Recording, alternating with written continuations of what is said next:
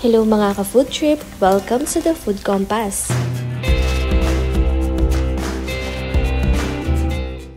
Isang panibagong recipe na naman ang ating lulutuin.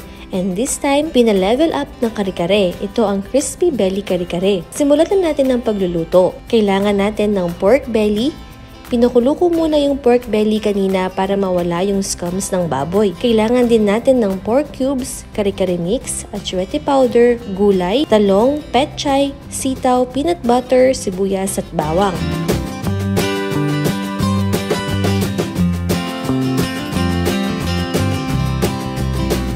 Una natin gagawin, pakuluan ng pork belly.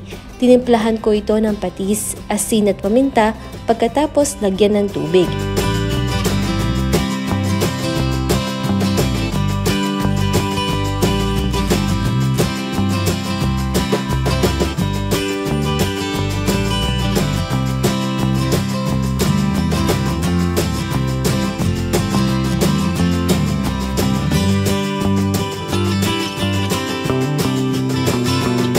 Hintayin lang kumulo at lumambot ang baboy.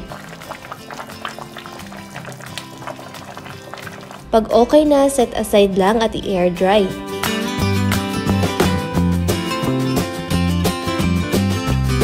Habang hinihintay natin matuyo ang baboy, simulan na nating igisa yung kare-kare sauce. Lagi kong inuuna sa pagigisa is yung bawang, pagkatapos yung sibuyas.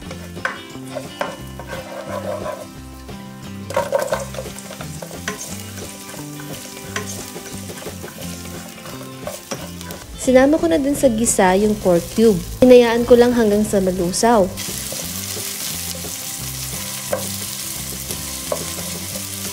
Pag okay na, ilagay yung atsuete powder. Mix-mix lang.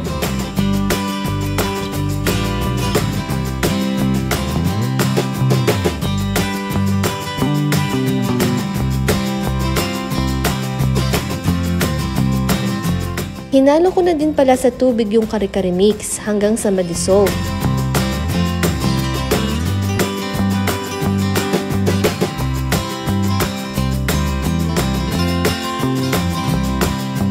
Pag okay na, pwede na nating ihalo sa ginisa at hayaan lang hanggang sa kumulo at lumapot yung kare-kare mix.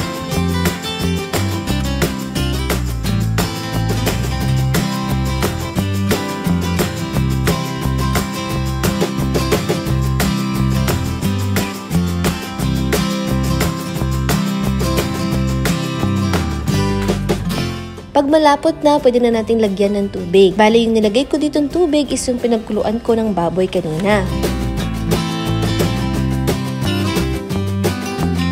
Hintayin lang natin itong kumulo.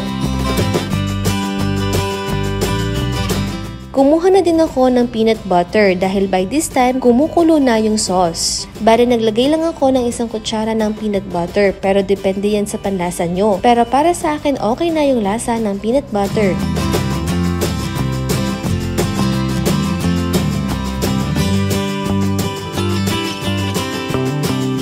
Sinunod ko na din nilagay yung talong at sitaw.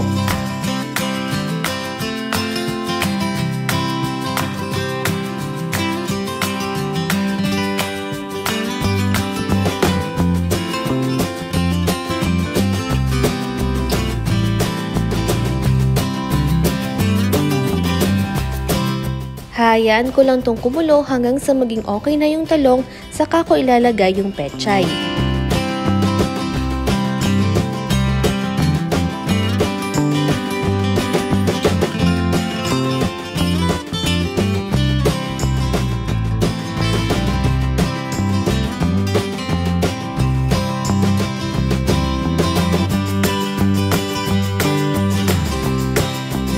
Sa oras na to, pwede nyo nang timplahan ng asin at paminta. Adjust na lang, depende sa panlasa ninyo.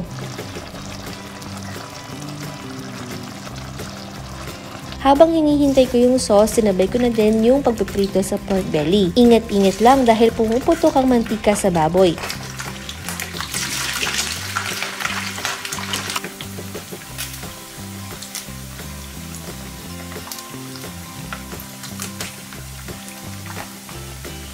Prituhin lang lahat hanggang sa maging golden brown. Ayan at ready na ang ating crispy belly kare-kare. Isa nga tong kare-kare sa paboritong pagkain nating mga Pinoy, kaya naman maganda na matutunan natin itong lutuin. Para sa iba pang recipes, mag-like, subscribe, and hit the notification bell.